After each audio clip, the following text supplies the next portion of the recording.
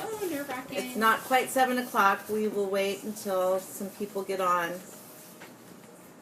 and join us. Are you excited? I am. Yeah, I gotta me too. try to figure out. Oh, here we go. All right. I just posted that we're live.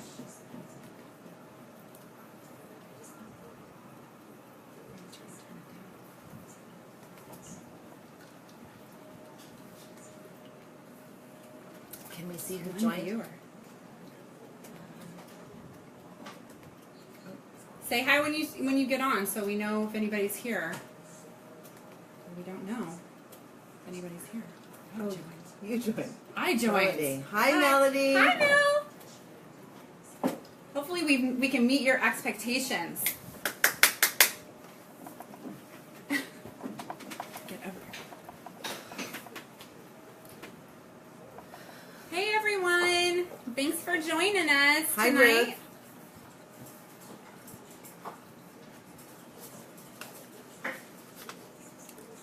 Oh, cool. I'm gonna try to just get all this in so we can settle down a little Hi, bit. Susan. I'm glad that you're joining us.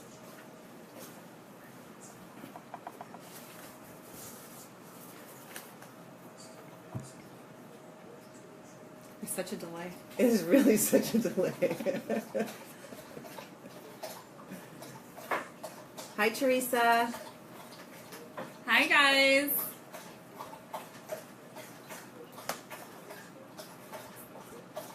Hi, Cynthia. Or Cindy. I love it.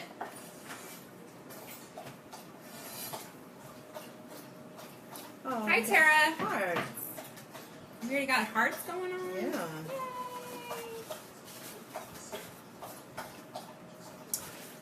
Who's excited tonight? Could you type in if you're new to oils? Or if you're already using them? That would be awesome. Hi, Nancy.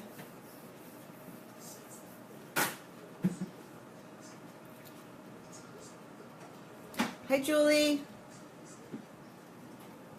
Can they hear you as soon as they join? Hi guys.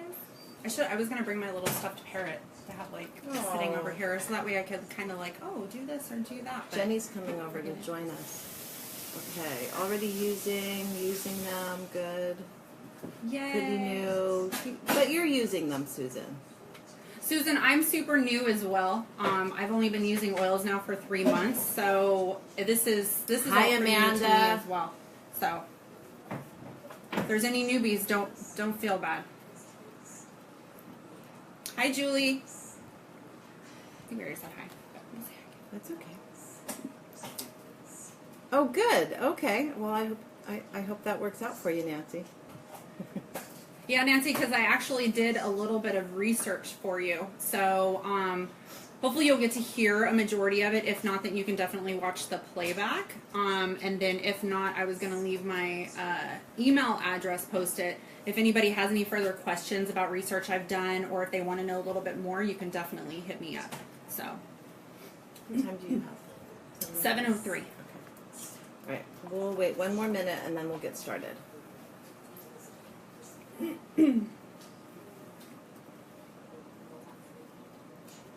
Hi, Rosa. Oh. Maybe go back out and start it again. Hi, Carla. Rosa, can you not hear the video? Let me type one. Yeah.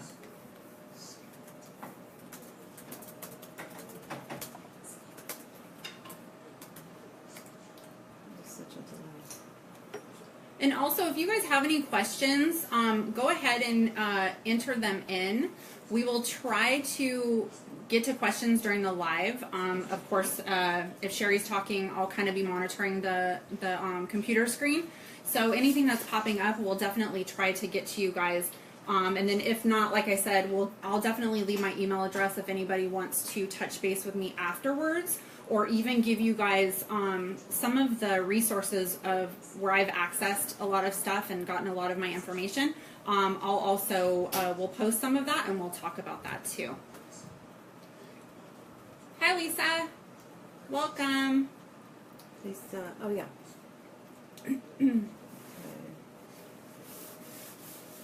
I think, Tara, that means all of her animals are listening too.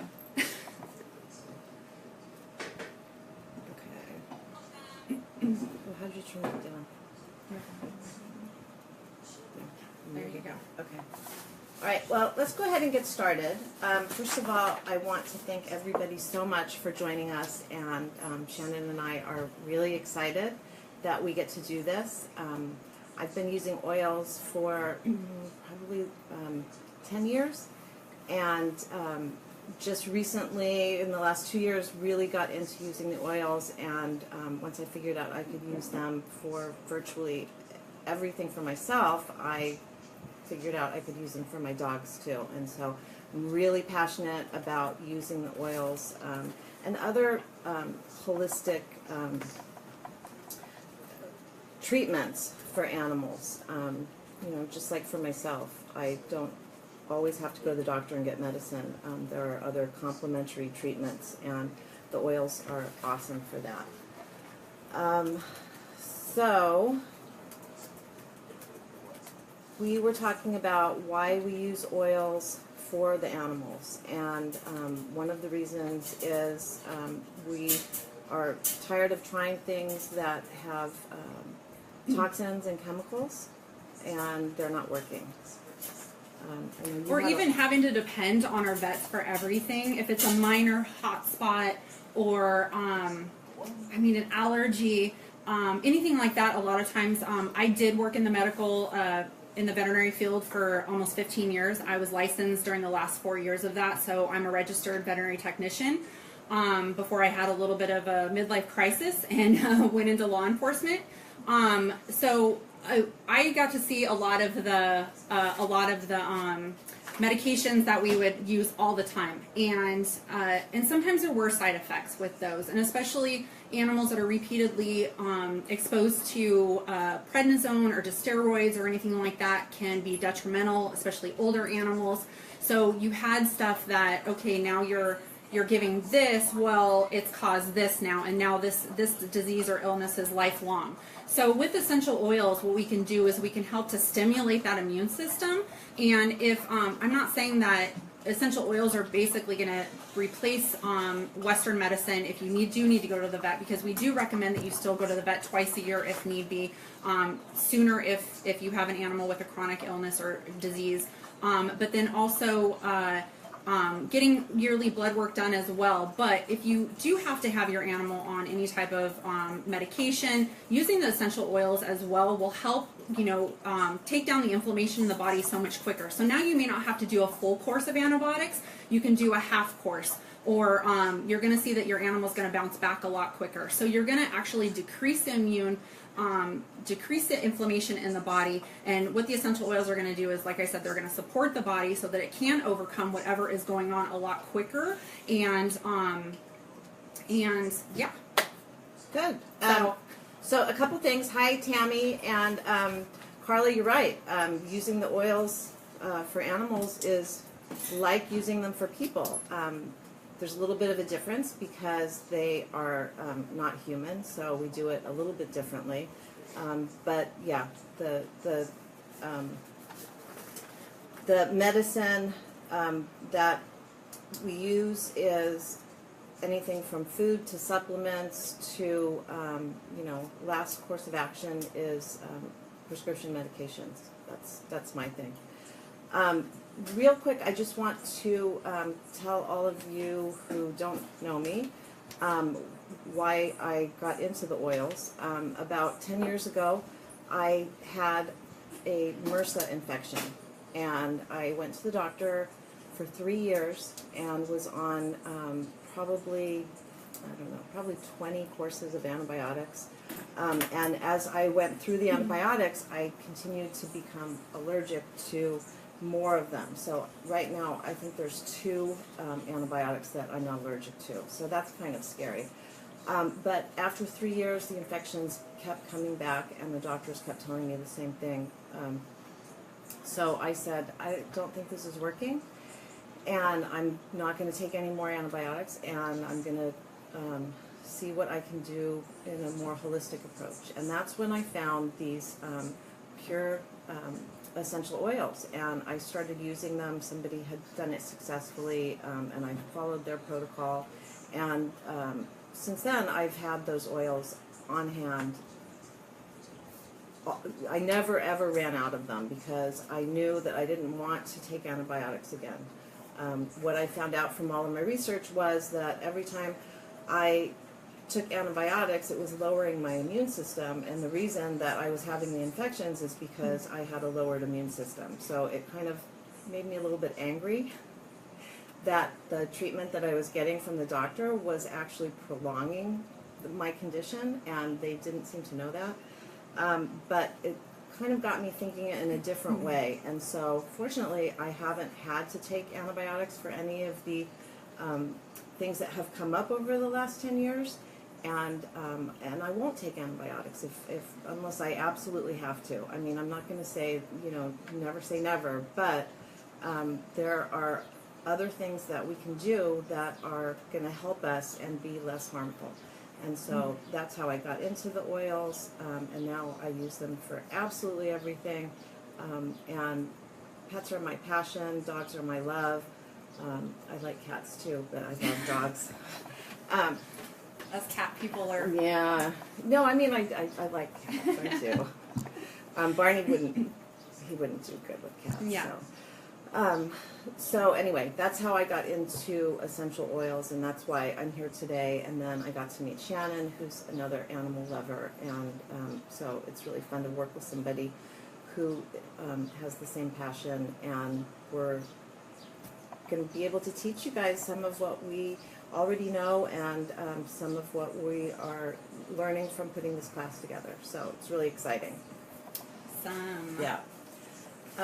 Did you want to talk really quick about why doTERRA oils and the CPTG? So, you do that. So I actually started with essential oils, which is kind of a little opposite from Sherry. She was doing it for personal health, where I was looking for something for my birds. And I was wanting something that would kind of calm them down. We had a really hard time with them during springtime, during hormones. All the birds outside are screaming, they're mating, they're doing all the stuff that they want to do out there. Well, my birds inside can't do any of that, and they were feeding off of it. So they were screaming more often, they were more aggressive, and 2 of my birds are flighted, so they do fly around. When you've got a bird coming at your back, hanging off of your ear, biting you for no reason, we were like, okay, we need to do something. And in Facebook, a lot of my groups that I'm in kept talking about essential oil use. So I did that little exploration, and doTERRA was one of the names that kept popping up. So of course, I did my due diligence, I did all my research, and I like the fact that doTERRA was very transparent. doTERRA strives for that purity, that quality, that is going to be beneficial for your health, not beneficial for a fragrance or beneficial for food or something like that. They only put the best of the best in the oils. And that was something that I wanted for myself. I probably wouldn't have done that type of research. I don't know why, but my animals are my children. So I will do anything. I will spend any amount of money on them. And I know with, a 65-gram parrot versus, my weight, it's a lot. I mean, if something were to happen, I would have been devastated and always blamed myself. So with doTERRA, with the CPTG, they go through rigorous testing with their oils, not once, not twice, not 3 times, but even more times after that. And they test them multiple times. So it's just not going one time and saying, oh, well, this doesn't have pesticides in it. It's also looking for synthetic materials, pesticides, what am I missing here? Synthetic, any type of chemicals, dilutions, if they're adding anything to it to dilute it down so that it's not that pure state. And they also make it available on the bottom side of all of our bottles that I can actually log in the Source to You website, and I can see which batch number exactly the printout of when my batch was processed and when it was tested. So that gave me more peace of mind as well. That okay, I'm using a quality product, and I'm not just putting something in the diffuser that my animals are going to be inhaling, coming in contact with, that is ridden with a bunch of toxins. So that was one of the real reasons that I chose doTERRA, is because of their strict, rigorous testing. That even if it doesn't. If there's one thing off with doTERRA, it's not like they're going to let it slide and say, oh, well, we're going to still try to make the money on that. They're going to pull it off, and they're going to pull it off the shelf until everything is right, and then put it back out there. So it's not something that they're looking at just making money. They actually want a quality product so that we, as families, as pet owners, as people using it, we're not going to have to worry and constantly be doing research saying, oh my gosh, are they putting something in there? So the quality is definitely there with doTERRA and their testing. Right. And actually, Johns Hopkins University is doing testing of essential oils as antibiotics, and they have chosen doTERRA because of the quality, because of the consistency of the quality, and so that's why we love doTERRA. Anyway, so I'm going to get started talking about using essential oils for dogs. And I'm also going to talk about health for dogs. So not just essential oils, but some of the other stuff that's really important. Whenever anybody talks about something that's going on with their dog, my very first question is, what are you feeding them? Because we all know that you are what you eat. Food is, what we put in our body is the basis of our health. So the diets that are out there right now, the food that's being manufactured and sold is not, a lot of it is not good. And a lot of it is causing a tremendous amount of health problems in our dogs. So one of the things I'm going to post is a link to an article that talks about some of the best dog foods. And so if your animal is having issues with scratching, skin issues, allergies, most allergies are food related. So that's actually the very first thing that I always suggest that people look at. And then there are supplements. So there are omega-3s that are really important to add to your animal's diet. And using the krill oil, you said, and sardine from the ocean.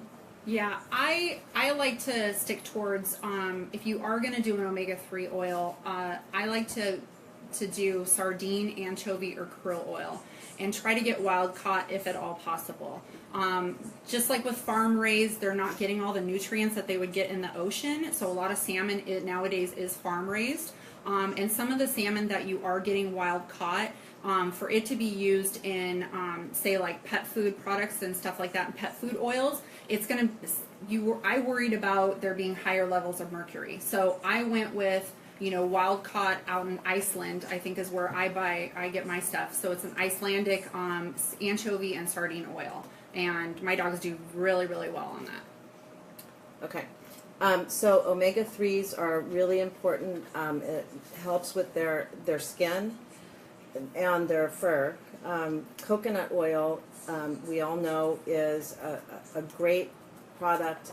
It has lauric acid in it, which is a natural antibacterial, antifungal, and antiviral. So I put it in my dog's food every day. It can also be put on topically. It's what we use to dilute the oils as the carrier oil. The other thing that's really important are digestive enzymes, as well as probiotics. Just like with humans, our animals, their gut health is like we've heard before, the gut is the second brain. So You know, if there's a problem with the digestive tract, there's going to be problems that result in in the body and the pet's health. So those things are really important just as a baseline. The nutrition, the supplements, and then exercise is really big for dogs. I get a chance to talk to people and try and help them because of all the training I've had with Barney. I do a little bit of training, and the behavior problems, a lot of them can be addressed with exercise. It's really, really important. So, hi Kasha, thanks for that. Okay. We're probably too serious. So now I'm going to talk about the essential oils, and I use them. I just wanted to show you. Okay, so I have a hot spot spray. I have a hip blend for Barney's hip dysplasia. I have an owie spray for cuts. Stinky dog spray. And when it's not hot out, this is not liquid, and this is what I use as another topical product to put on any type of, like, I don't want to say hot spots, but... is that a mixture? Is that what that it is? is. Your own little mixture? Yeah. Okay. This is, they all are different mixtures, so I have a lot of stuff going on. Fine. Yeah. So... we'll start with frankincense. Is really it's the number one oil that I like to use for dogs. It's great for inflammation. We use it on cuts and scrapes. There's been some research that shows that it can help the body fight cancer cells. And it's good to put on bumps on the body. And I've used it on Barney. I've put it on a bump on his back, and it went away. So that's kind of exciting. And normally I use the frankincense topically. Isn't the saying, when in doubt, pull Frank out? Yeah. Yeah, frankincense is in, I think, every single one yeah. of these blends. So we had a lot of questions about itchy skin. And so frankincense is one of the oils that we use to apply to the itchy areas. The other one that goes along with that is lavender. And not only is lavender good for helping calm skin irritations, allergy spots, and so forth, it's really good for helping with anxiety. And we talked about, we had several people ask about that, anxiety with their animals. It's really good to put on topically, whether it's putting some in your hand, diluting it, of course, and rubbing it on their back, on their chest, down their spine. I like to hold it in front of their nose and let them smell it if they would like. Sometimes they do, sometimes they don't. And then also you can diffuse it. So it's in the air while you're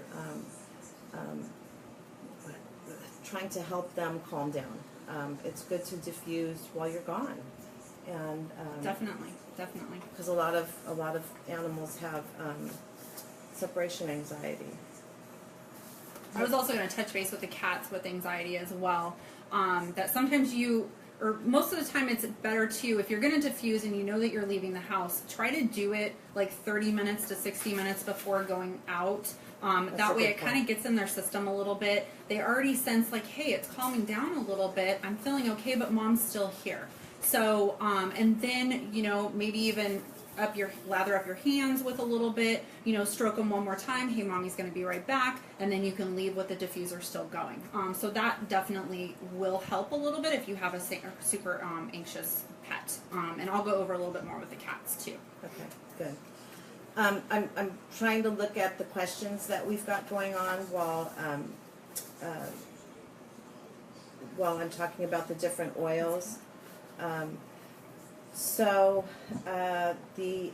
Teresa asked about her pugs calming and stopping the excessive barking. So the lavender is going to be really good for the calming, stopping the excessive barking. My first question would be, how much exercise are they getting? Because a tired dog is a well-behaved dog. So that's always a good thing to look at.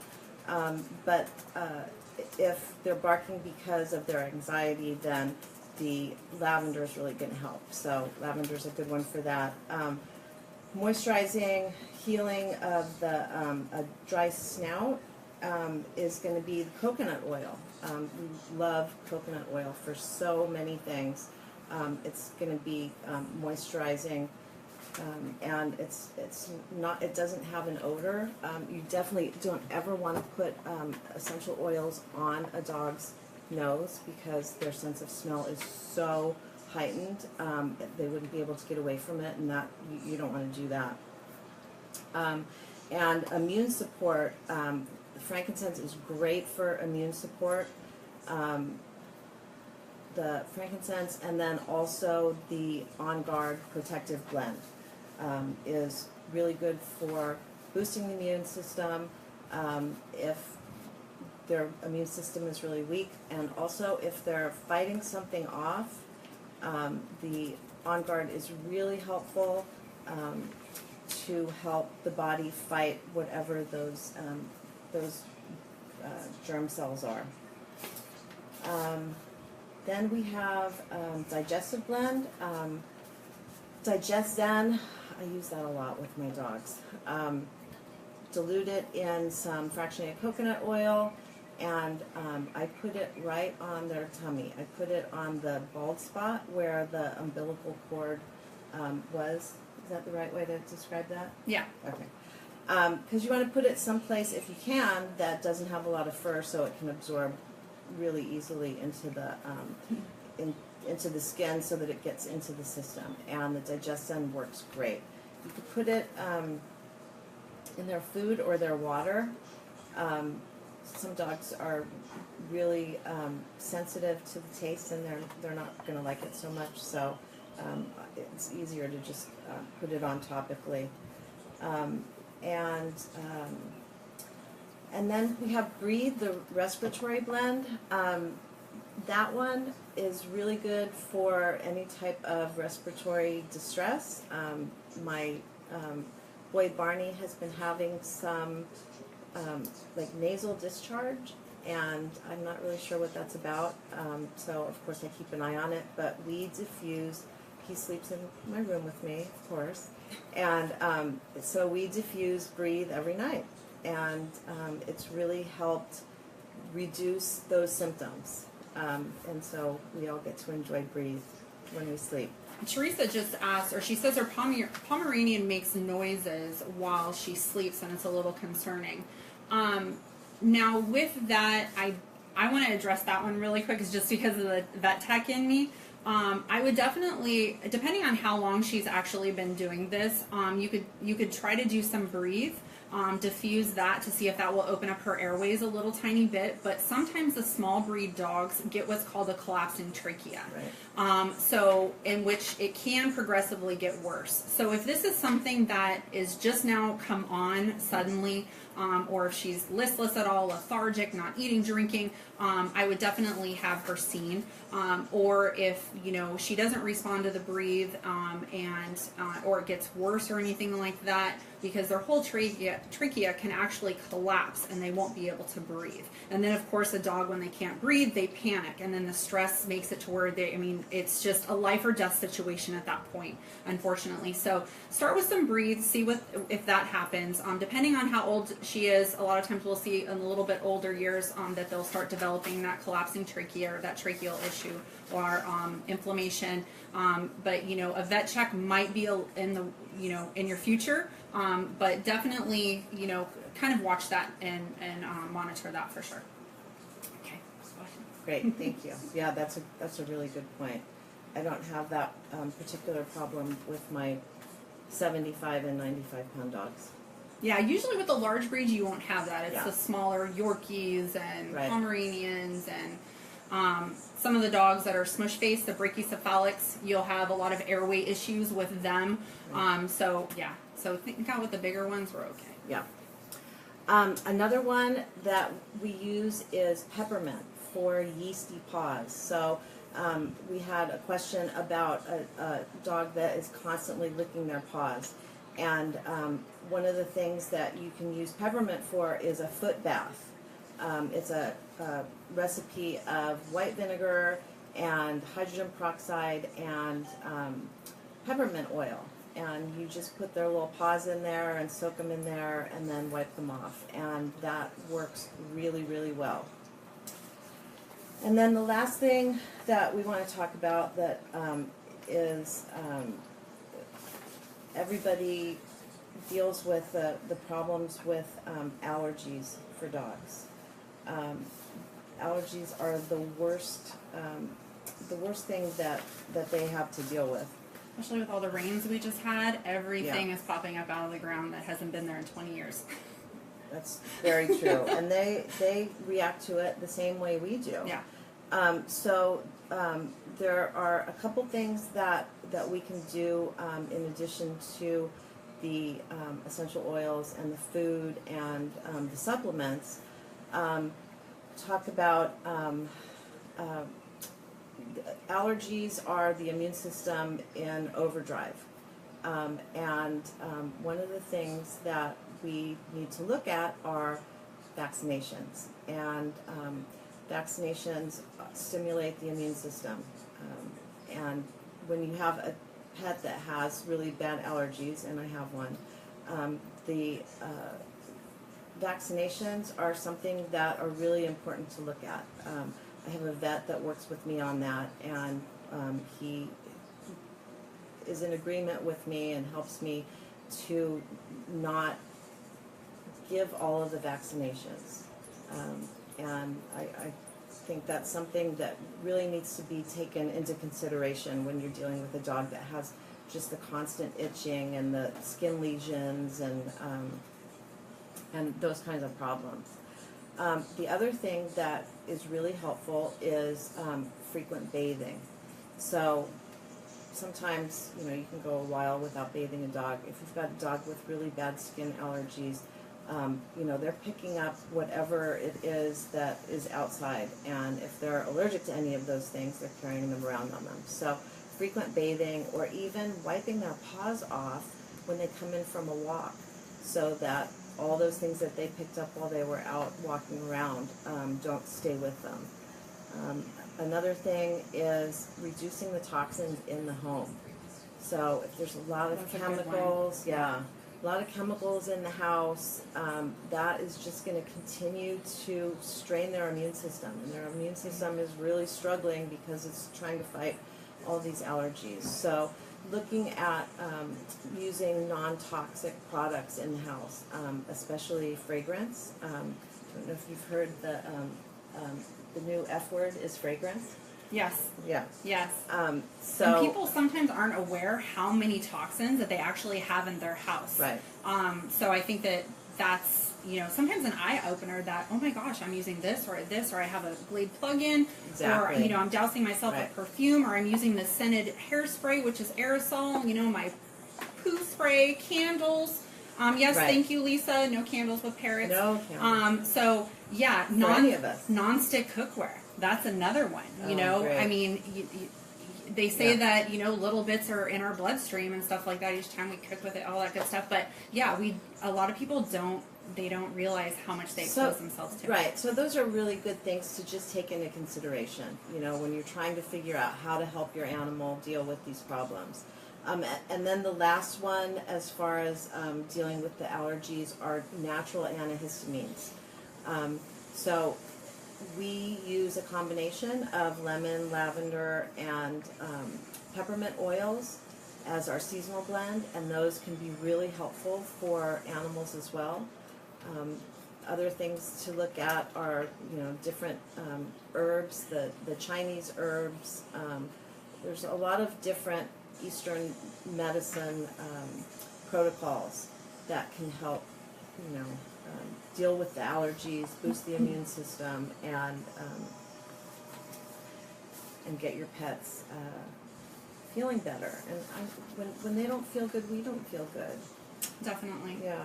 It's hard on us when we see them if they don't feel good, because they can't tell us. I mean, at least your children or your husband can Right. say, I don't feel good, this is what's wrong. A cat or a dog, bird cannot do that. So, when they're not feeling well, yeah, it's a lot harder. We're stressed because, we don't know what's going on with them. So yeah, I completely feel you on that. Yeah. My kids. So.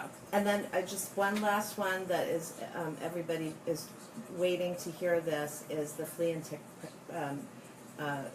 Protocol, or yeah. Not protocol, but and it's very similar. I mean, it's the same thing for the cats, so I probably won't repeat it since we're already been on for like 35 minutes. So, okay.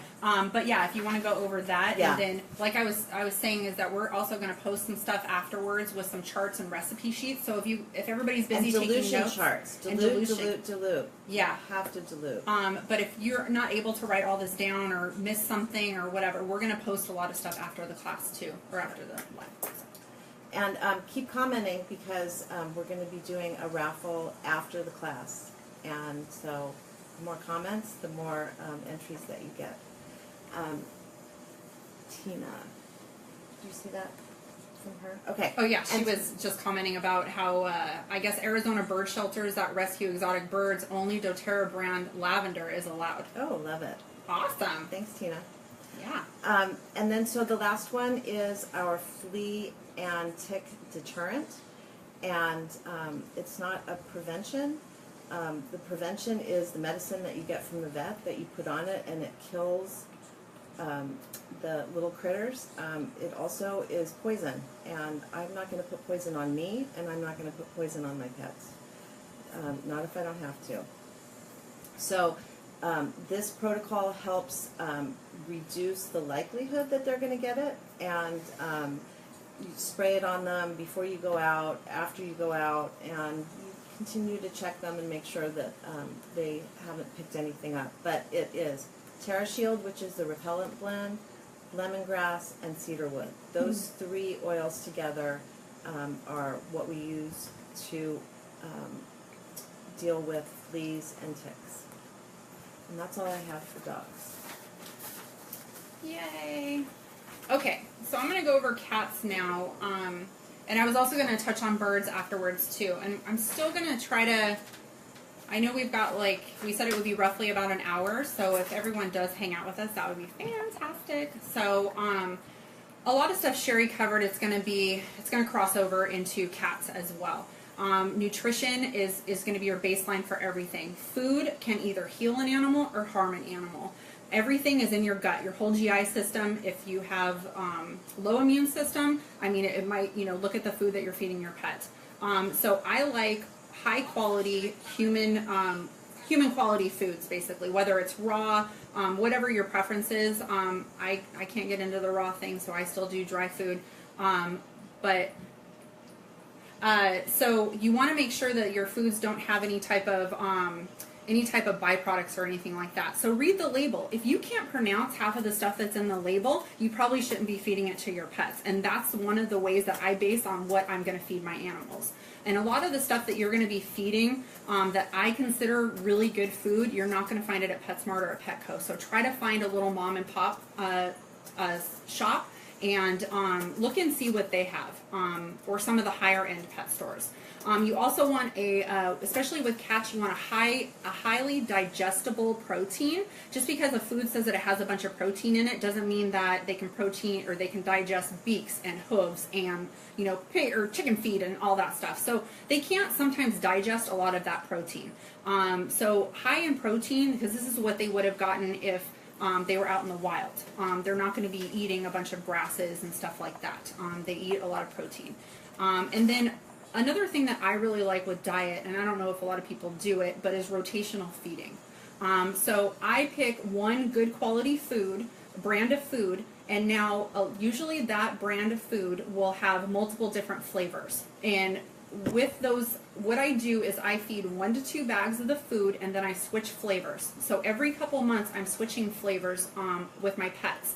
And what that does is it kind of builds, you get a more complete approach to nutrient intake. It makes dinner time a little bit more exciting because they never know what they're going to get. It's not like, we've been eating fish for like the past 9 months or a year. My dogs want to come live with you. Yeah, no room at the inn. Sorry guys, no more vacancy. My husband will kill me. And then also you can reduce food allergies and intolerances. So you figure, pets that have been on these foods for their whole entire life and they've never eaten anything else like chicken and rice, at some point the body's going to say, okay, I'm done with this, or now I've got a chicken allergy. So if you slowly introduce pets to a certain protein or you keep introducing them to little bits at a time and keep rotating them, their bodies are going to do a lot better in the long run. So I did want to talk about that. And again, if you can't read the label, you probably should not be feeding it anyways. Can I just jump in? Yeah. Sorry. Somebody, Tina, thanks for bringing up the golden paste. It was on my list of things to talk about. Oh, yeah. It is a tremendous holistic organic supplement that is great for dogs and cats and probably not birds and horses. It is turmeric and coconut oil and black pepper, and it is a tremendous anti-inflammatory. It also has a lot of antioxidants in it too. And so that's something that is, I've been giving it to Barney for about a year now to help with the inflammation with his hips. And it's really tremendous. So I will post the recipe for that and a link to more information about why it's so good. That's awesome. Yeah, I haven't looked to see if they can use it in birds yet, but definitely a good something to have to use. Another thing I think is often overlooked with cats, cats love fresh moving water. So I believe it was Nancy that has the cats that she has some kidney disease and she had some urinary tract issues. Make sure you have moving water and you have multiple water sources. So you've got, so that cats like to have that moving water effect. Any type of fountain or a bubble or anything like that, definitely have multiple sources for them. Probiotics, again, digestive enzymes. Digestive enzymes are going to help so that the animals can actually soak up all those nutrients, because a lot of the dry foods are baked and some of that stuff is processed out a little bit, or it doesn't make it readily available for the animals to actually absorb the nutrients. So digestive enzymes will help with that. Probiotics is the basis with all animals. And then also coconut oil. We can give coconut oil to cats as well. It's really good in moderation. I want to say that, in moderation. If you've got a pet that's at risk for pancreatitis or has had pancreatitis, any type of flare-up or anything like that, I wouldn't use coconut oil as often, and I would maybe use just a little tiny bit on your finger. But it's also great for hairballs. Cats, especially as it's getting warmer, any of your medium to long coated cats, even the small coat or short haired cats, are shedding so much more, so they're constantly licking, bathing themselves, and now you wake up to stepping in a wet hairball that's been vomited overnight. So you can also give coconut oil to cats, and that'll help out a little bit. One of the things I wanted to address as well is a lot of the false information with using essential oils. There is so much fear about using essential oils around cats. Yes. When I bought my kit about 3 months ago, I got the kit and I started looking everything up online, and I said, well, great. I can use 2 of the oils. That's all I can diffuse. I can't use anything else. So once I started researching a little bit, I started, listening to vets that this is what they do is they treat with essential oils. It was completely false. It all comes down to purity and the quality of your oil. So if you're getting something at CVS or Kohl's, your pet and you are probably even going to have a reaction to that, because they're not labeled for internal use. They're not even labeled for topical use. So, now what are you doing? You're breathing in something you're not supposed to put on your skin. That's really scary. Right. So, quality and purity is overall important. And if we have doTERRA, now I felt comfortable to actually use all this stuff around my cats or even on my cats. So, I will admit I have not started using them on my cats. This was a great research for me because now I'm like ready to lather everybody up tomorrow morning. But you're diffusing in your house now. Oh yeah, I diffuse everything in my house. I diffuse everything in the bedroom now. I diffuse everything. So there's no problems with that. One of the oils that kept popping up was Melaleuca. And I know I was just talking to a friend the other day who has seen at her clinic somebody's cat that came in that was seizuring and all of that from having Melaleuca put on them.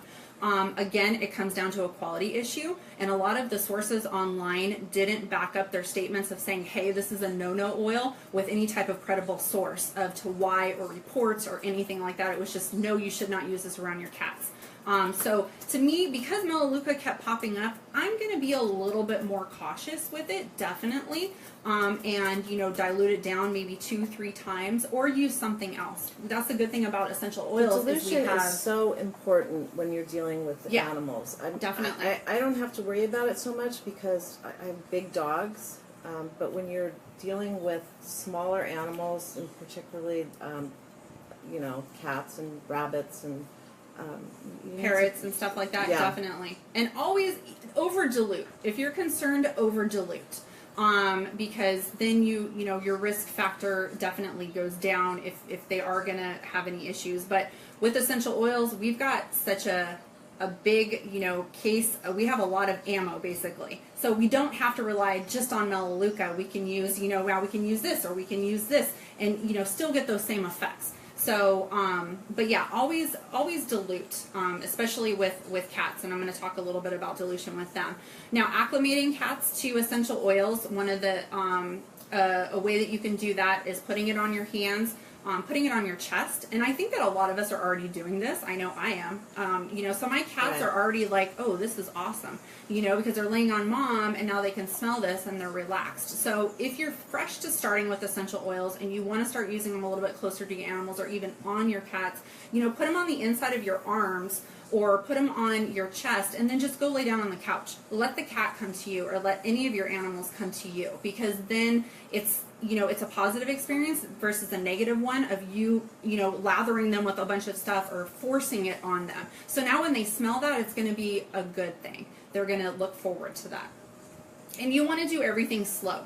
Moderation. Slowly, introduce this, slowly introduce that, and monitor them. Let's see. And note which, kind of make a mental note too of which oils that your pets do respond better to, because those will be your go-to oils. And the cats do better with milder oils.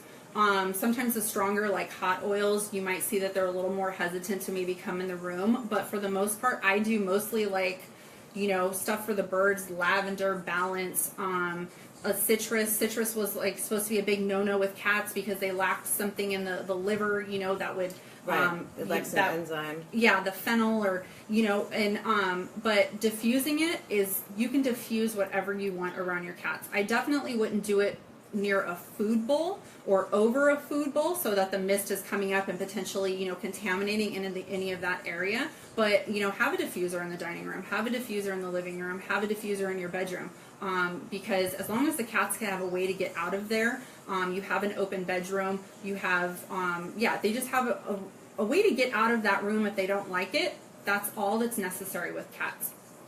So cats, you can use oils, the 3 basic ways that we're all using it: aromatically, which is going to help with their mood, it's going to help with air purification, and also opening their airways if anybody has cats that have like chronic upper respiratory infections or anything like that.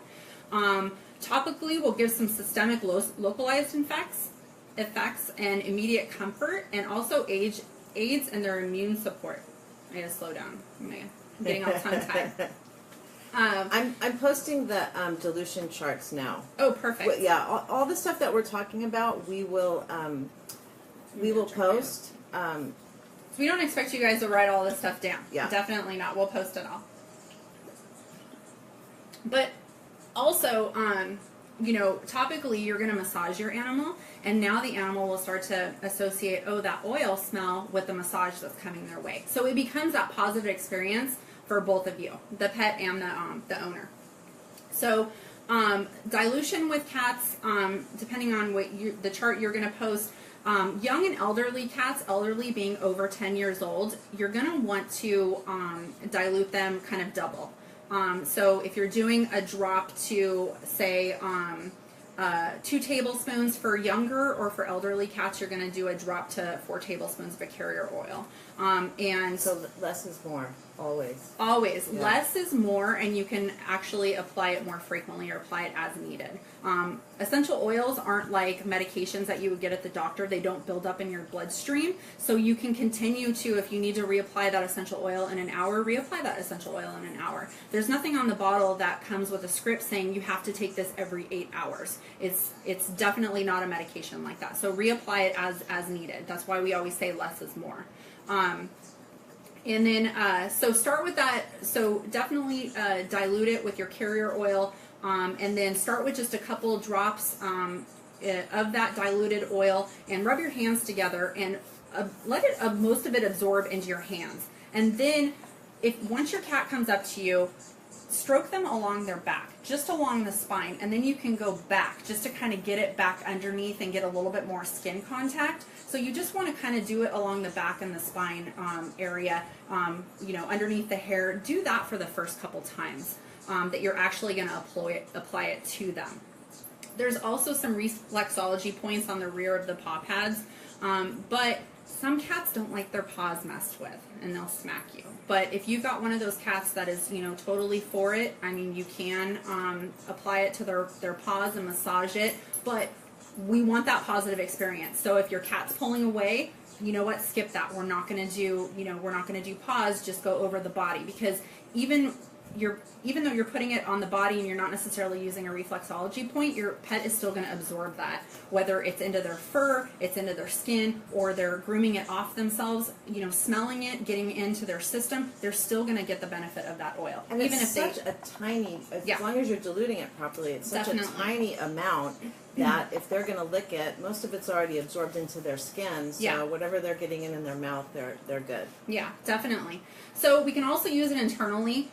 That aids in digestive system, mouth, anything going on in the mouth, gum disease, in the throat, and then the liver as well. It's not recommended to give any more than like 1 to 2 drops. If you are going to do it, I would definitely start with 1 drop and put it in 2 cups of drinking water. Again, this is why I like multiple water sources, because if you're going to have something with an oil in it, a medication, anything, you want to have that second bowl of water, because if the pet does not like it, they will not drink. And then you get dehydrated, and now you've got more issues on top of that. So, I mean, always have those extra bowls of water out. You can also do some oral health. You do 6 drops of On Guard into 2 ounces of fractionated coconut oil, and you can do just 1 to 2 drops on the teeth or the gums. So if you have cats with, chronic gum disease, maybe somebody has an ouchy tooth, or, older cats, just rub it under their gums or teeth daily. And then you could also put it in a veggie cap if you needed to, 1 to 2 drops. Some of the common issues that we see with cats is anxiety, environmental changes, holidays, a lot of people coming over. I have a feral cat that we actually brought in from outside. She wasn't quite wild, but we brought her inside, and she pretty much hid out for the first year. And it's funny, now that like the last 3 months that we've been diffusing oils, she's actually coming out and sitting at the back door. Still can't really touch her, but at least she's coming out. But that's really good for if you've got feral cats, or if you have a trip coming up to the vet. So if you have an event coming up that you know is going to happen, say, okay, today's Sunday, we have to go to the vet on Tuesday. start diffusing a couple days prior. Get your go-to calming blends Good. or, your Serenity or your Lavender Balance. Get your go-to and start diffusing that every single day, multiple times throughout the day. And I know Belinda had talked about how she's got a cat who just meows, vocalizes all the time. So I would start with maybe some Lavender and Balance for her. Start diffusing it, and also apply it if she's got a favorite bed, if she's got a scratch post, if she's got a cat condo, if she has a certain area where she lays, put maybe a drop of lavender and a drop of Balance, or rub a little bit of lavender on your hands. Again, let most of it absorb and just kind of stroke her gently, from the head back, because again, we don't want it in their eyes, we don't want it in their nose, and we don't want undiluted oil necessarily, even though lavender is very, very gentle inside their in their mouth. So kind of stay away from this general area and just go back behind and just kind of, keep, you can also use frankincense. Kasha's saying that diffusing lavender and frankincense really helps calm her two cats. So, hey, a drop of lavender and a drop of frankincense, and just, give her a couple little swipes. Now she'll associate you with like something, positive, like, hey, Mom, calm me down. This is nice.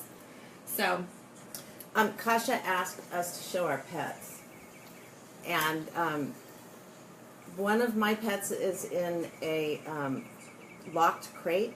Well, does she want pictures of them? Well, or I know I posted pictures of the majority of mine. We posted pictures. And the reason we didn't do this live at my house is because we both would have had birds hanging off of our head or them screaming in the background. Which would have been actually pretty funny. No.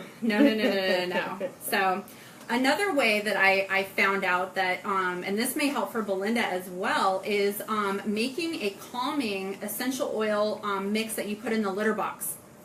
So we're going to post this as well too, and you can use this with any of your, so any animals that are hard to medicate, or you don't want to stress them out anymore by putting oils on them or touching their paws or anything like that. You can actually take 1 to 2 drops of your essential oil of choice. So if it's digestive, if it's calming, anything that you want, and then mix it with a cup of baking powder. Is it baking powder? I believe it's baking powder. Let it baking soda. Baking soda. Yeah. We'll post that too. But let that sit and kind of marinate overnight in a glass jar. And then the next day, you're just going to kind of mix it up, and then you're going to take a tablespoon, and you're just going to kind of sprinkle it throughout the litter box. So now your pet is getting that topical essential oil in the litter box, and then you're also is baking soda. Thank you, Kasha. Then you're also going to get the topical, and it's going to probably be diffused a little bit in there as well. And then it also will help to make your litter box smell good. And that's another source of toxins, is that people would use fragrant litters so that it masks the smell. Always try to get the most natural litter that you can find, without any type of like magic green crystals or this or that in it, because a lot of cats that have any type of like upper airway disease or asthma, inflammation in their, just any type of air, nasal sinuses, a lot of times the vets will ask for, saying like, hey, what do you use for litter? Is there anything new in the house that you've started, using that is smell-wise? So, but we'll definitely post that so that you can use, do some type of like a litter, little shake. And if you do have 2 different litter boxes, that's perfect. Treat one of them. Always make sure that you have one available. Same thing with the water that doesn't have anything in it. And then if she uses the litter box, no problem, treat both of them, and you can actually apply it every single day. Oh, that's smart. Lemon and Melaleuca in the litter box to keep germs off their paws. Oh, that's awesome. Yeah. Because mine, I know they use a litter box and they immediately come to bed.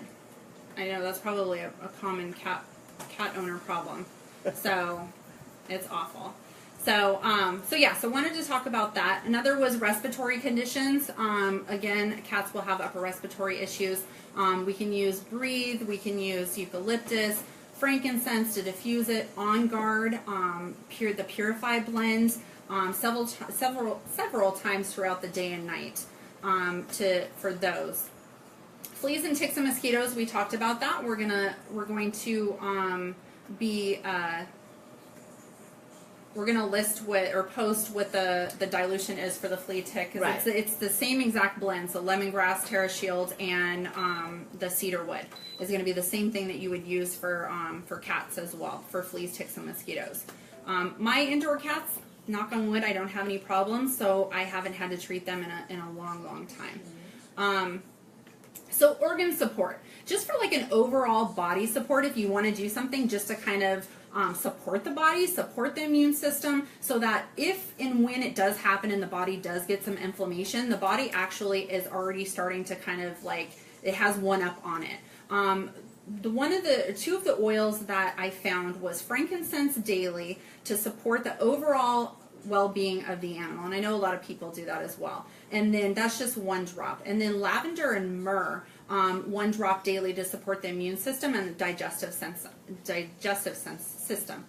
Oh my gosh. So those are also, could be just your everyday protocol. Once you pop your LLV, okay, here, let's oil up the animals with their daily oils that they're going to get. Nancy had also talked about her cat who had ureter surgery, or he had a urinary blockage.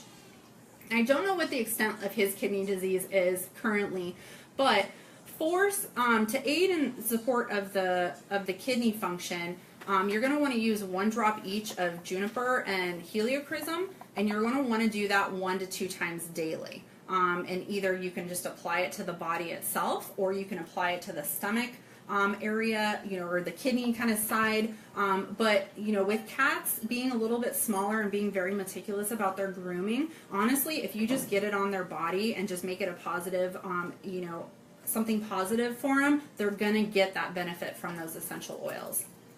Also, laying to the litter box can decrease and improve high blood pressure. So if your kiddo, Nancy, has high blood pressure due to his kidney disease, which generally happens in later stages of kidney disease, the laying to the litter box mixed as a powder can help, improve his blood pressure and maybe bring that down a little bit, if that becomes an issue later on.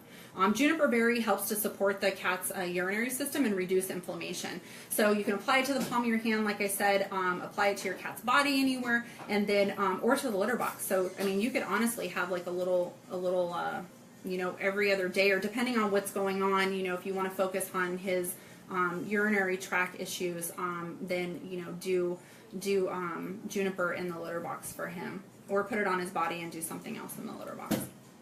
So the litter box powder will post that it is 1 to 2 drops of your chosen essential oil and 1 cup of baking soda, and then of course just let it kind of marinate overnight.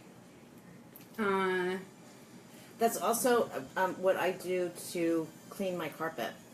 Oh yeah, that was yeah. To get the dog smell out of the carpet, I'll get a jar of baking soda and put several drops of lemongrass in it, and then sprinkle it, let it marinate overnight, and then sprinkle it on the carpet and let it sit for about 30 minutes, and then vacuum it up. And it smells terrific. Okay. So, and then also Nancy had said that both of her cats have irritable bowel disease, which is pretty wicked. Sometimes they can need to be on medications for the rest of their life for that. It can be food related. Just that inflammation in the body. Again, so Digest Zen is going to be very, very helpful for the IBD, the irritable bowel syndrome, any type of vomiting, stress colitis, diarrhea, constipation, same exact thing for us. And then with that, you're going to either dilute it down, do it in a circular motion around their stomach, or you can actually just do a drop on their paw. Because cats are so meticulous about grooming, they'll probably just lick it right off. So you can just do that drop and they'll lick it off and get all the benefits of that oil. Definitely. I forgot to mention for the litter box, the Purify blend, lemongrass, and wild orange to control the odors, in addition to what Kasha had said for the germs and odors and so forth. So those are some good options to putting any type of odor neutralizers or anything like that, instead of, we don't want to use anything toxic if we don't have to. I'm not going to talk about that. So some of the commonly used oils with cats is lavender, frankincense, serenity, balance, Digest Zen, On Guard, Breathe, Lang Lang, Mirror, and Heliochrysum.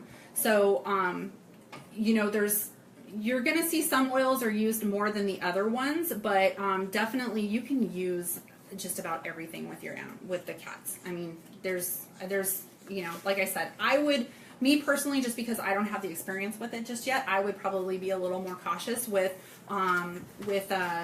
Melaleuca. But you know, I'm confident that if I had to use it, I'm going to be okay. I'm definitely so.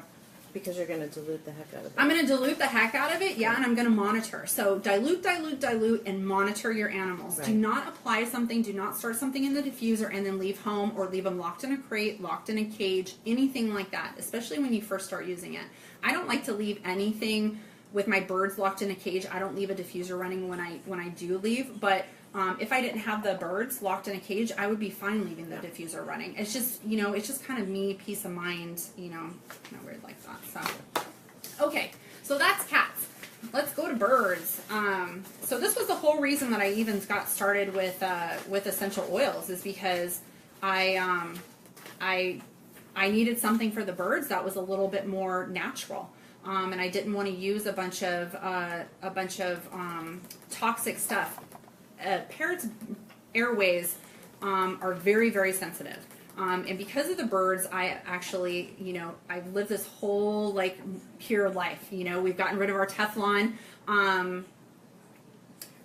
Yes, citrus oils, yes, are safe. They actually say to diffuse citrus oils when you need to stimulate a cat's appetite. So, and diffuse it kind of in the, not over their food bowls, but in the area where they would be eating.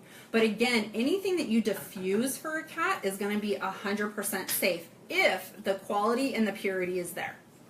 I do not recommend this with any other brand. I'm not, you know, if anybody has anything else sitting at home and they're saying, well, this is a reputable company, I'm not speaking for that. I'm only speaking for the oils that I personally use, and I personally researched. So, but yes, you can use citrus oils. I use it all the time with my cats.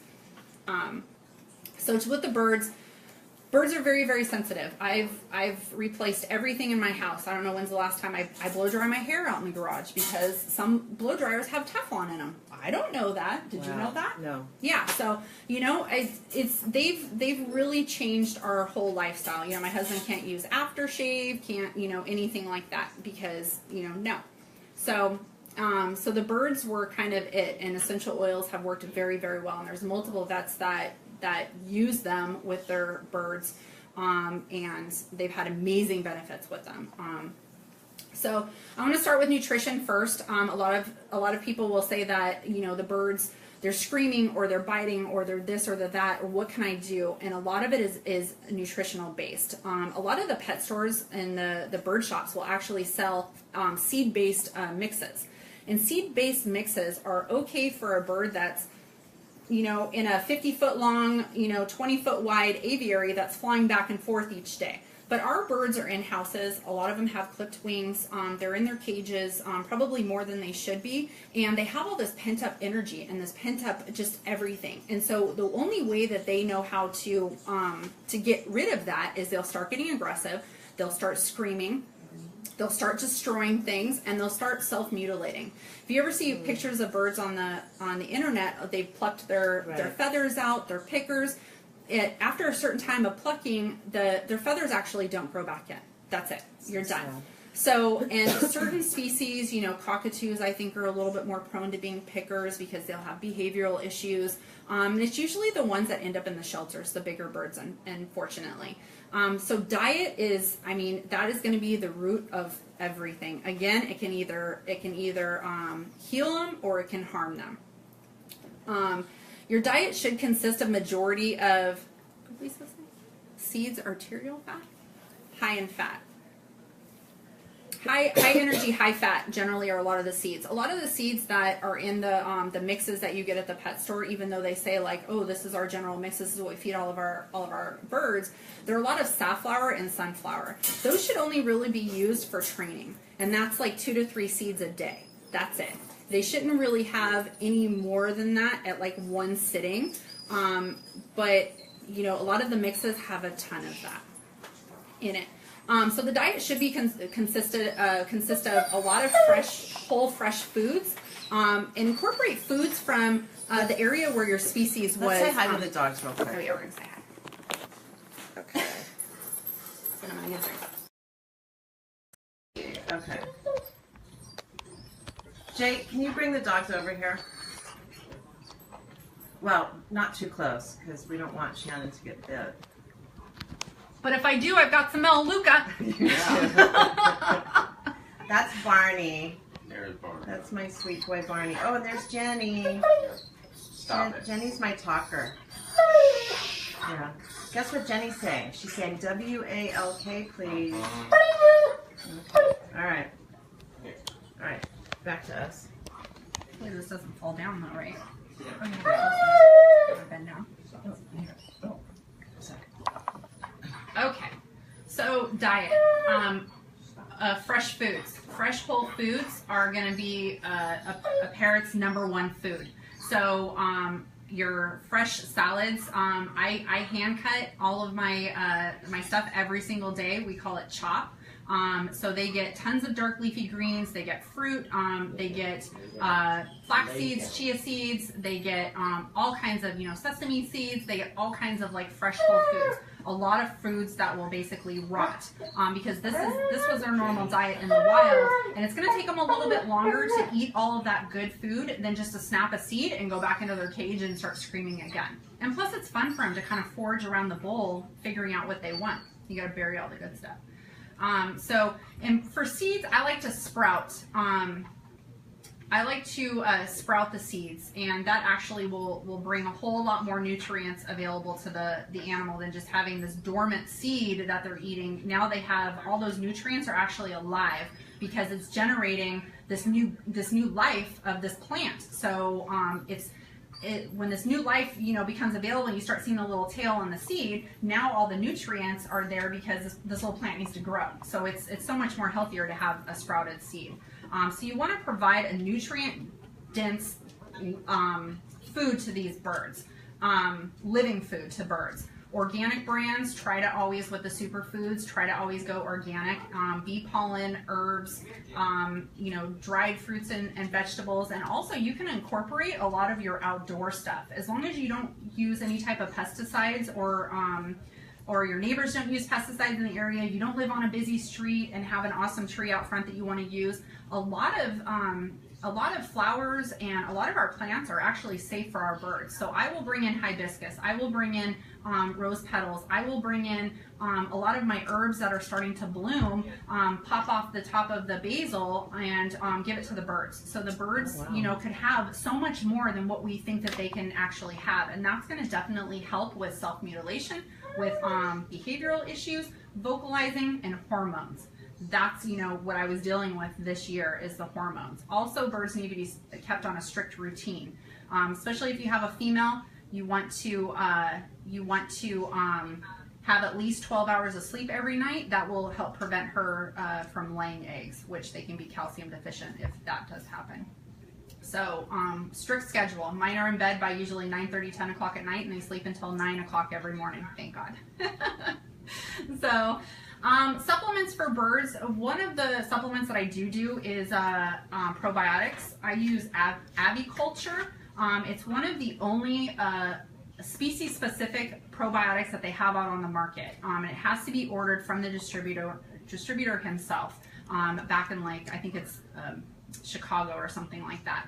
So I sprinkle their fresh food every day. If they are molting or if there's stress, I'm having people over, I'll actually double it up and give them a little bit more. So probiotics I think is big for, again, we've hit it with every single species. It's only there to help with the gut where the immune system lies. And especially in these little teeny tiny, birds, it doesn't take but like a little teeny tiny bug and, they can go downhill really, really quick.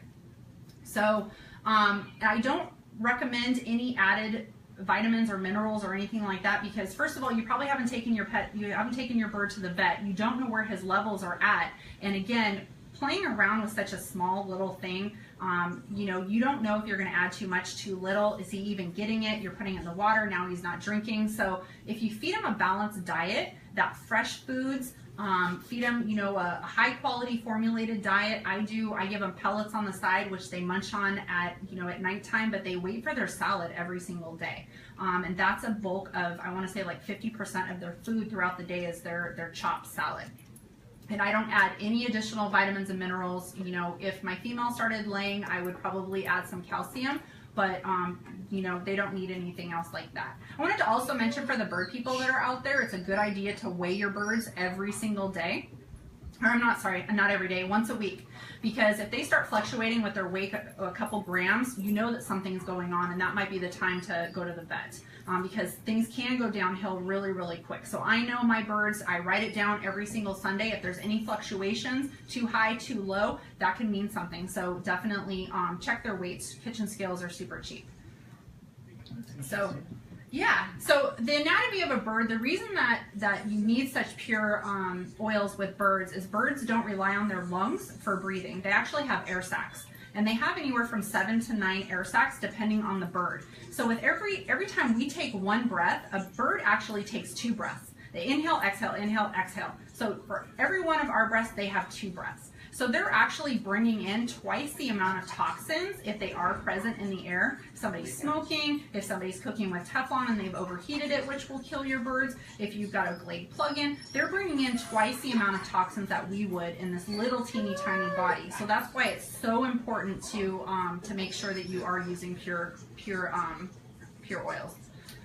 Lisa's asking about skin issues. On birds? Mm-hmm. Better than... So for the birds, I would, is it just his feet or his legs? Occasionally chews as a habit. Is he barbering where he's chewing at his feathers? So we'll find out that, or if he's plucking, because sometimes they'll be barbering where they're actually just, okay, they're not pulling the feathers out, but they're chewing on them, and it does sometimes become a habit. So again, we have to look at our environment. Some of them do have behavioral where they just do it and you do a ton of tests and you don't know why they do it.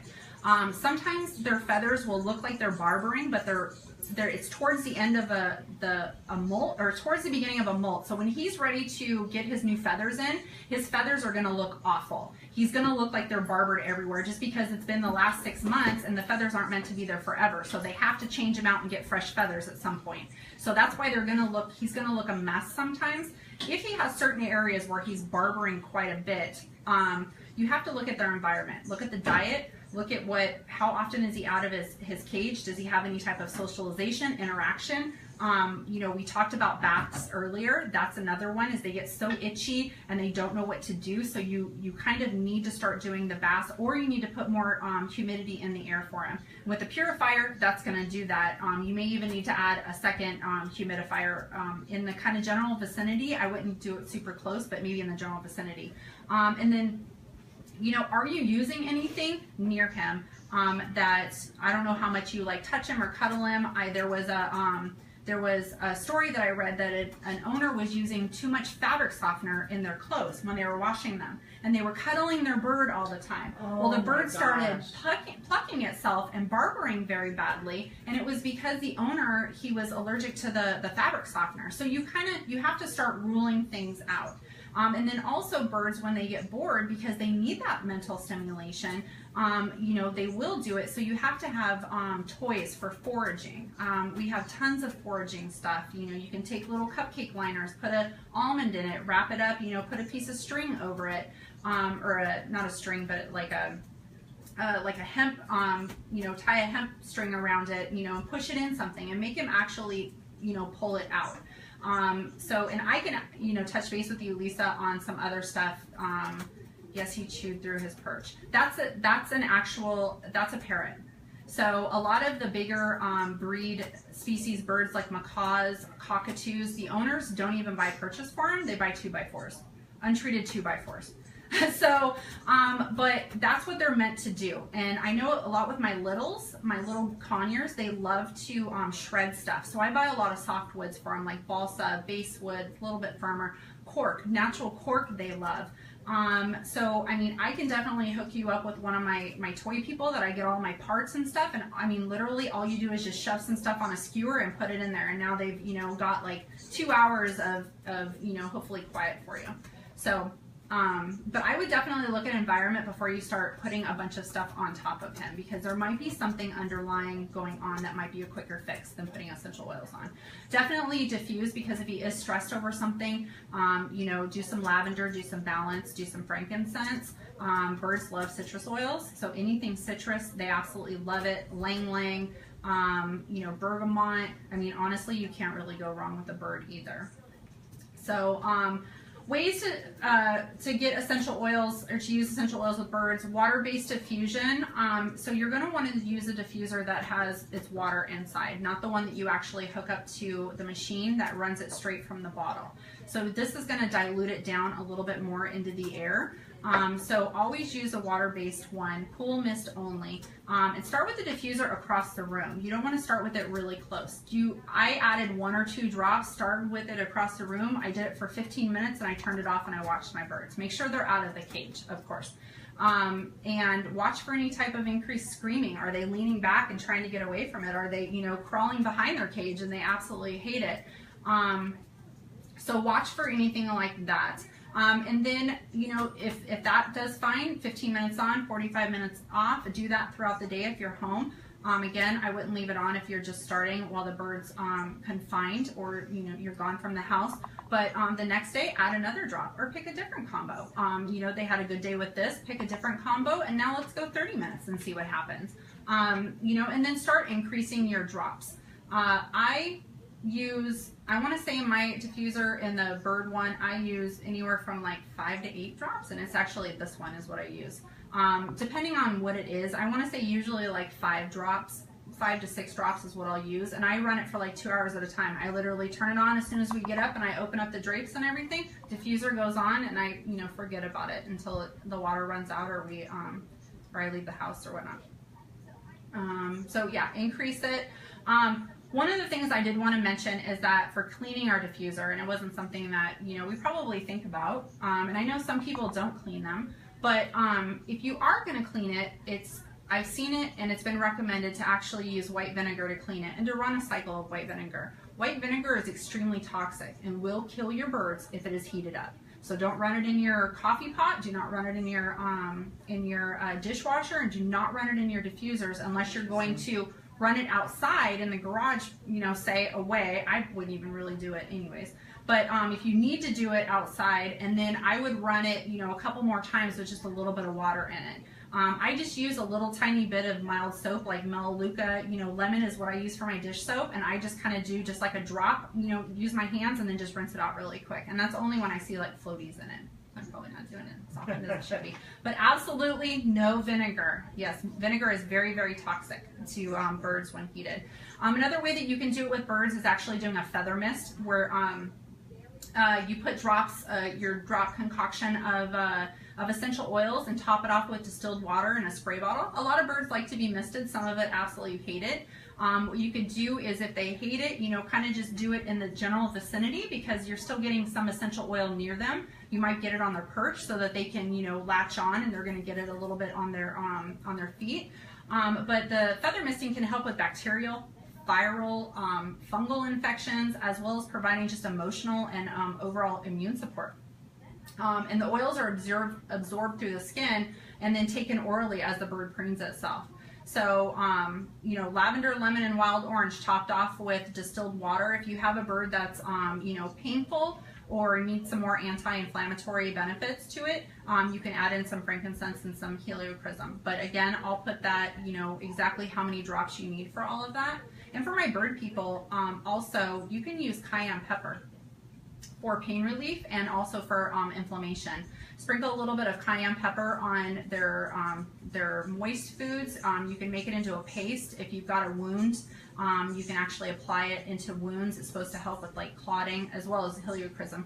But you know, you can also use cayenne pepper as well. I do that. My vet put my one bird on Medicam, and I was like, but we don't even know what we're treating. Why am I using Medicam? That's nasty stuff. And I took it, I paid for it, I was like, whatever. And then I started thinking, I'm like, no, I don't want to do this. And I actually talked to somebody on the internet in a parrot first aid group, you know, because I talked to her and she was like, no, she's like, do not use that, you know, especially if you don't have an actual inflammation that you're treating. And she says, just do cayenne pepper. So, you know, we did that like 3 times a day, just a little pinch. And, you know, he didn't seem like he was in pain, but if he was, I would have considered something else.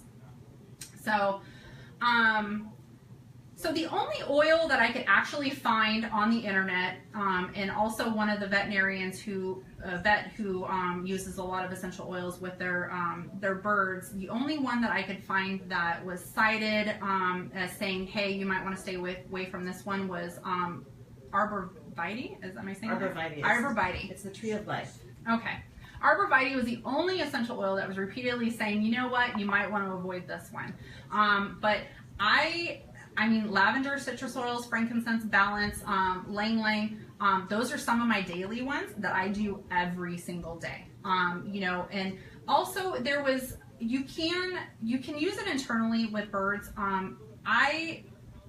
I have not done that with birds, but you can if you needed to do a drop to a liter, or you could like dip a toothpick into the bottle and then put it into their water bowl, but you need to make sure that you have that separate water bowl still available, of course. And then you can also dilute it down and put it onto a perch that they're on, diluted down with fractionated coconut oil. So those would be some options. I've never done either of those. I'm definitely going to try the feather misting because I just found this, you know, awesome like recipe for it. But you know, the diffusing has, it has my whole household is like so quiet, so serene now. It makes me want to get more birds, which, you know, is probably my husband going to like kill me on this one, you know. But you know, the cats post up right next to the diffuser. Everybody sleeps. It's fantastic. So. So I went ahead and I posted the dilution charts. Okay. And we are going to be posting all the different recipes that we've talked about, any of the information. We've got links to references. There's actually a couple really great resources of vets that use essential oils that are good to be in contact with. Some of them that you can even do a consult with. Over the phone or on Facebook, so we'll be putting those on there as well. And so I just wanted to talk about, now you know what these oils are. The great thing is that the basic oils that we as humans use are the same basic oils that we're using for the animals. And we have the kits that are available that we're going to be talking about right now. I'm going to post what those 2 kits are. There's the 2 basic kits that you start with. One has the larger oils that comes with this diffuser that we have right here. And then the other one is the small bottles of oils, and it does not have a diffuser. So I just posted that. We are including in these kits tonight the 3 oils for the flea and tick deterrent. It's the Terra Shield, the cedarwood, and the lemongrass. And so for the kit with the larger oils and the diffuser, which is great to have if, especially for the animals that have anxiety, because you can diffuse it for them while you're gone. The total kit with the 10 oils, the diffuser, and the flea and tick spray is $298.50. And then the other one that I posted is the Family Essentials kit. It's the 10 smaller bottles of oils and the 3 flea and tick spray oils, and that one is $173.50. And so we are going to be doing some raffles. One of them is if you comment on this post that I just did of the 2 kits, which one of those you would be interested in. So we'll have a raffle for people who post on that one. We're going to be doing a couple different raffles. We have the doTERRA keychains. I don't know if any of you are familiar with this. I have 2 of them in my purse because 8 oils in my purse is not enough. So, Wow. yeah, I know. And then also we're going to be raffling a bottle of Aroma Touch, which is the massage blend, which is great for dogs and people. Yeah, definitely. Yeah. Yeah, those are arthritic animals. Right. You know, yeah, definitely.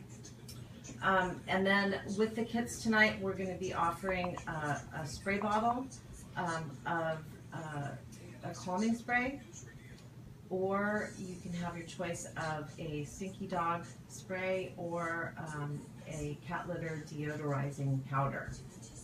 So we figured those would be something everybody would be able to use one of those.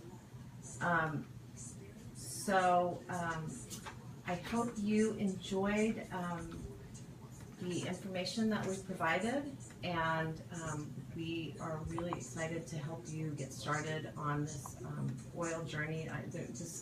There's so much to cover. We really hit on as many things as we could, but there's so much more, and we want to be your resources for moving forward with this and using the oils for your pets and then for yourself, because that's what happened with you. You started with pets and then went to yourself. Yeah, it was definitely my pets first, the birds. So, but yeah, and I'll post my I mean, anybody can message me if they want to on Facebook if they don't know or they don't feel comfortable, or I'll do as much research as I can, or I'm definitely not a vet, but I'll definitely do the research for the essential oils for you. And then maybe even I'll post my email address so that you guys can reach out if you do have a question or something like that, or didn't understand something, and we can go back over it. Yeah. Okay. And I'm going to post the feather spray right now for the birds. So that'll be there. So anybody who's got birds and they want to try that, that'll be there in just a few minutes. Okay. I think that's it. I think that's it. Thanks, everybody. Yeah, this was fun. Yeah. I hope you guys learned something. Thanks for hanging out with us. And I'm sorry we went over. And yeah, that was awesome. That was so much fun. Maybe we can start doing it once a month. Yeah. All right. All right. Bye, guys. Thanks. Bye.